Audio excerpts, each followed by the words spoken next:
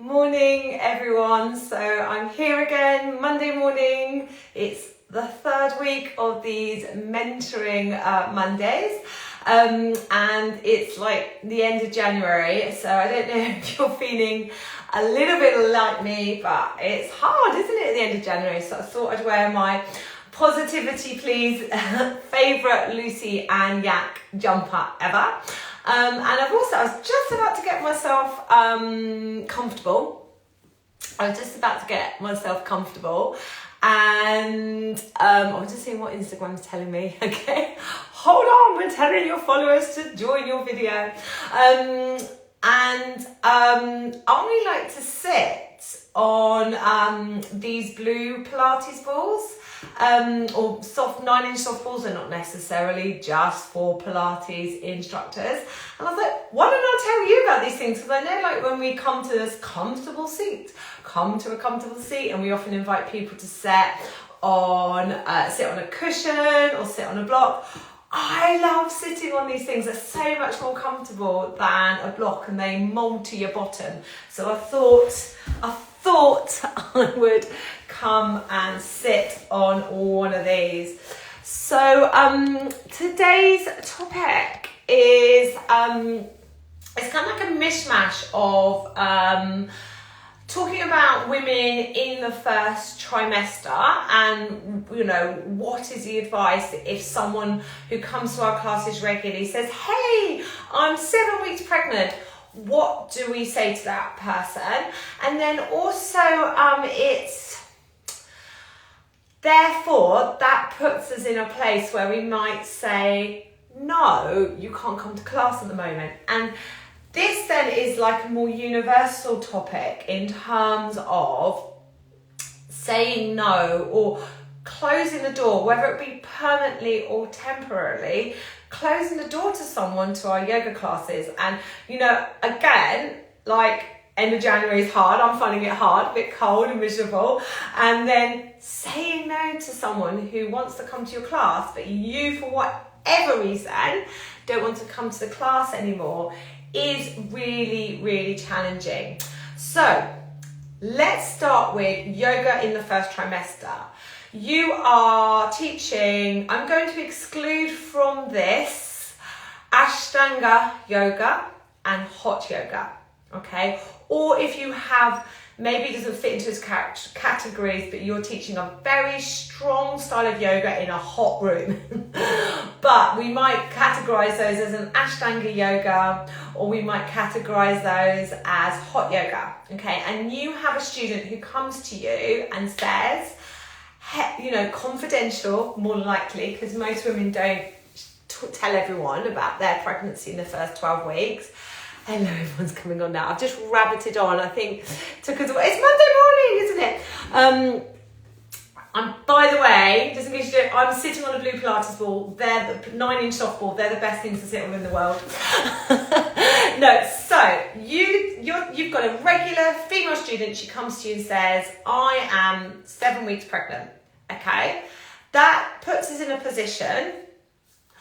Do we continue to allow this student to come into our class? Okay, the challenge is in this first trimester, this is when 80% of miscarriages will happen, and 1 in 4 pregnancies end in a miscarriage. Now, I know that sounds like quite a shocking statistic, and every time I spout that statistic off, I'm like, whoa. If you want to check those statistics out, you can Google them. Tommy's charity, tommys.org, is a wonderful charity. There's lots of research into this, and those are those sort of statistics that kind of don't change year in, year out. And it's just a gentle reminder, I think, to all of us that how precious life is and how much of a miracle a human life is. So it is really not the case that yoga will cause a miscarriage, okay? But we open our door. If we say to this woman who's 7 weeks pregnant, come along, how do we feel if she comes along to class and then within 24, 48 hours she has a miscarriage? Now, she may not blame yoga, she may not blame you, she may not blame herself, but we kind of opened our door to this situation. Not just that, general rule, this is general advice. Anything she was doing before her pregnancy, if she feels good, she can carry on. Okay, so there you go. If you carrying on and you feel happy, keep the door open. But we want to be cautious of overheating the body, because pregnancy heats the body, which is why we don't do Ashtanga yoga or hot yoga in that first trimester. Okay, and then we want to avoid stuff like deep closed twists, because it's counterintuitive and we're closing off an area that's going under an expansive change. So then are you having to secretly modify the class for this woman? And how does that impact the others in the class? So it suddenly becomes this, do I allow her to continue? If you are that teacher that is teaching these stronger hot styles of yoga, like if you are an Ashtanga teacher, you do not carry on with the practice, the primary serious practice in the first trimester of pregnancy. Okay, so you would have to say, or you should say to this woman, no, I'm really sorry, my class isn't suitable for you at the moment. Okay, and this is really what today's message is massively about. If you are just like, oh, Amy, I hadn't even thought about a woman in the first trimester, and oh my God, the thought of a pregnant woman turning up to my general yoga classes sends you into mass panic. Come and see me this Saturday. This Saturday at 10:30, I'm doing a live 90-minute training workshop in how to include a pregnant woman in your general yoga classes, eliminating the fear of teaching pregnant women, because they're just pregnant, they know they're not disabled. The link to that workshop is in the top of my bio. Okay. So let's just now take a generic view of, you have a student, whether it's a woman in her first trimester where your class isn't suitable, or you don't feel comfortable teaching her, okay? Or it's a person who's coming on to class and the class isn't suitable for them and they haven't noticed, or just there is some form of clash. You know, maybe you and that student just aren't vibing, aren't getting on, and their presence is impacting, you know, your ability to serve, your ability to teach, or impacting the experiences of others in the class. Now, I feel like I should touch wood. I've never been in this situation where I've gone, God, I'm really going to have to talk to the student and hope they don't come back. You know, I've had the odd situation where someone's come to class once and I've gone, oh, this isn't for you, I hope you don't come back, you know, I hope, you know, but I haven't had a situation where I've had to speak to someone to say, look, I don't think my class is right for you, I don't think my training's right for you. That hasn't happened to me. So this is unlikely, but interestingly, someone asked me about this weekend. Someone's running a retreat and they've got someone who wants to book on and they don't think it's a good mix. And how do we say to someone, how do we close the door with love? You know, how do we say to someone, my class isn't suitable for you? Or, well, that's a good question. So if someone is in your class and suspect they're pregnant through word of mouth, but they haven't told you, do you know what? They haven't told you. And it sounds awful, but it's just not your problem. If you suspect they're pregnant, this is very difficult. This is a true story. My mum came along to toddler yoga when I was bringing Lucy along, and my mum's got some weird sixth sense about that person's pregnant. And there was one of the mums in the class, and she basically was pregnant, and she hadn't told anyone. And my mum said to her, are you pregnant? And she was like, you can't really ask someone outright if they're pregnant, even if you're suspecting it, because you could be saying, if they're not pregnant, they're like, well, do I look pregnant? You know, and some days I do look pregnant if I've eaten too much or I'm on my period. So yeah, if they haven't told you, they haven't told you. And it's their body and their responsibility. Like, you know, if I came along to your yoga class and I had an injured knee and I hadn't told you, you know, I'm totally responsible for my own body. So it does put you in a really difficult position if you suspect that woman's pregnant and they haven't told you. That maybe comes back to your terms and conditions. Like, make it clear to your students, should anything change medically for them that may impact their practice, that they should inform you, including if they become pregnant. So just have that somewhere in your terms and conditions, okay? And honestly, I've been there where this is true. I had like a woman tell me at 10 weeks she was pregnant, really discreetly. She's been coming to class the last few weeks. The week before we'd done some hardcore class with planks and deep close twists, and I'm like, but, I didn't know. So it's, it's not my responsibility. It's her responsibility. So that kind of just comes down to clear terms and conditions. Because the challenge is, isn't it? We get everyone sat down and how is everyone? How's everyone's body today? And nobody, or unlikely, if they've not had their scan, is going to say, I'm pregnant. And that even then puts you in a difficult position, because if you know they're pregnant, and you're going to adjust the class, I always say, right, okay, if you've got any back issues, do this, that's for you, okay? That's a great question, thank you. Do feel free to ask me questions, I love a question. So closing the door lovingly. So how do we do it? We could do what I would probably do, which is bury my head in the sand and hope that this person just stops coming to class. But sometimes we may reach a point where we have to say, look, my class isn't suitable for you. So the best way to do it is to direct them elsewhere.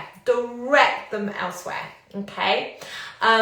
So if you're teaching Ashtanga yoga and they're pregnant in their first trimester, so look, you can come back once you've had your 12-week scan. She's a dedicated Ashtanga practitioner. She can carry on her Ashtanga primary series practice, second, third trimester modified. But first trimester, I know this great teacher teaches a gentle restorative class, so direct them elsewhere. Or if you've got a student where, there's just some form of personality clash and you don't want to teach them anymore and it's impacting your enjoyment and your ability to serve, just say, look, I don't think it's working out for us. It's like breaking up from a relationship. It's really hard. I would send an email. I would always talk to someone, ring them up, talk to them face to face. Emails are like easy because you don't have to send and don't have to deal, but try maybe to speak to this person. This is more a loving way of doing, look, I'm just not feeling that, as your teacher, it's working out for me. I know some other great teachers. It is really hard, and sometimes you have to be really brave. I think of it like with my parenting, like my kids, if I let them, would eat chocolate and sweets all the time and play on an Xbox and watch TV. Well, if I don't say no to that behaviour, then it's not very loving. And sometimes the most loving thing we can do is just say, look, I'm really sorry, but this retreat is not available for you. It's not right for you. It's not right for me. Acknowledge this is going to upset them. I'm really sorry. I appreciate this will upset you, but I think in the long term, this will be best for both of us. And recommend another teacher. And also accept, actually, that person might not feel overly pleased with you, But you can only stand in your own true self. Oh, bless you, Stephanie. You need to come. So Stephanie says, I have someone who always comes to my class but now pregnant. She really wants to come to my class but don't have the confidence to teach her alternative poses. Stephanie, come to my workshop. I'll send you an email. Come to my workshop on Saturday, or if you can't come live, you can get the recording. And I also actually have the do's and don'ts. I actually have a pre-recorded workshop as well that can help you with this, because that's really interesting. Stephanie, you're not alone in this situation, and I think I highlighted this not because I want to sell my training to you this Saturday, but actually this is probably the most common situation we'll find ourselves in. Or if we've got like a really strong class and someone who comes here that just physically the class is too much for them, generally speaking, we don't have someone who's like annoying. But I do have stories of some people that come, they've got really bad body odor, for example, and that in a small class can affect things. You know, in studios, I know are very good often at having like, you know, terms and conditions. You must come to the class clean, for example. But, you know, I have spoken to someone, and not me personally, but I've spoken to a teacher in the past who's had the issue of dealing with body odor. Difficult some conversations, sometimes we have to have them with love.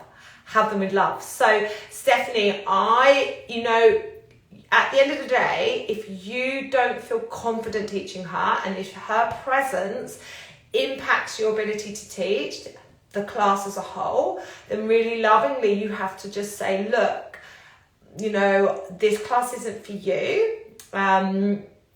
Send her to me while she's pregnant. And she'll come back to you. This is the other thing. If we are brave and just say, like, you know what, this class isn't right for you right now, I can recommend this. Or, you know, someone said that. I hear someone say, I've got a frozen shoulder. Can I join your online monthly membership? And I'm like, no, sorry. You know, first of all, it's online. First of all, a lot of, you know, it's a live classes, but a lot of people, thank you, Stephanie, but I'd like to help you keep her. So we're just going to hold on to this thought a moment. So, you know, and I sent that person with the frozen shoulder actually to a really good physio, because that's what they needed, some one-to-one support. So going back just to close to Stephanie's point, Stephanie, pregnant women, if she's been doing your class prior to being pregnant and she wants to carry on, I think be brave, okay? It's actually not rocket science to modify a class for a pregnant woman. Once we get past those 12 weeks, that kind of vulnerable stage where she feels a bit sick, a bit yucky, and the miscarriage rate is quite high, once we get past that stage, honestly, she's pretty able to do everything that you're asking, other than deep close twist, but do an open twist. Coming into a forward bend, you know, bend the knees, create space for baby, and there comes a point where she can't lie in her front. So if you're doing like the plank chaturanga, I'm like, well, do cat-cow. You know, when we include someone we've been teaching before in our class who's quite experienced, we kind of like go, well, you're just going to, you know, adapt yourself. I have a similar situation in my yin class on a Tuesday night. I've got a lady who's pregnant and she does my pregnancy class first and then comes to yin. She's a really experienced yogini. Not only is she pregnant, but she's got pelvic girdle pain. So there's so much going on for her. And I really do trust her to adapt the class. So send it to me, but maybe I'll send you an email, Stephanie. Maybe also think about being brave and keeping the door open. And then I'm just going to close this live by thinking about when we say no, are we saying no fully? It's a closed door, you know.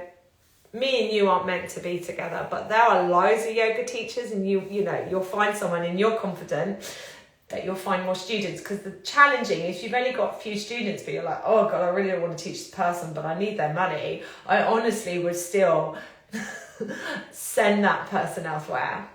If it's a temporary closing, make that really clear, you know, go and try some pregnancy yoga, come back to me once you've had your baby. She'll want to do that. So we may be closing the door permanently, temporarily to someone for our offering, but we're not closing the door of yoga, okay? We just need to direct them elsewhere.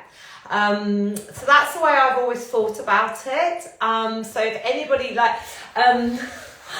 I'm really upfront. I don't teach beginners. I don't teach beginners very well. Like, I don't mind, people who are new to yoga coming to my classes, but a dedicated beginner class, I'm just not very good at it, okay? It's just not my zone of genius.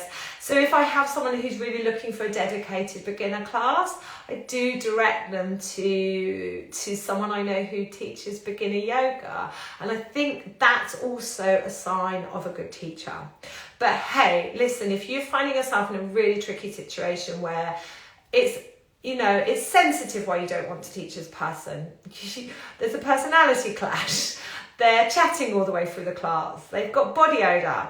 first of all, look back into your terms and conditions and see, was there something I could have put in place to avoid that situation for next time?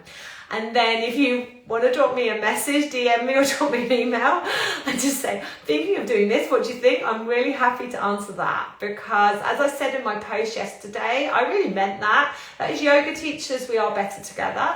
We're better to supporting each other. I'm going off on a ramble here and I'm meant to be finishing, but I have a background in education. I worked in schools for 12 years, and as a school teacher, we worked collaboratively together. We shared good ideas, we shared things that went wrong, because we wanted all to be the best possible teachers so we could get the best possible outcomes for our students. And I'm like, can that model not exist in yoga teaching as well? Because if we're all thriving and people are coming to, successful, effective yoga classes and everyone's enjoying their yoga practice, that's got to make the world a better place. Rant over. Thank you so much for joining me live. The main topic there was saying no with love and that first trimester and pregnant women in general. And then I went off onto a huge tangent rant at the end. Thank you so much for joining me live. DM me, drop me an email if you do find yourself in those awkward positions, but you can eliminate many of them by clear terms and conditions. Thank you so much, lovely. Thank you.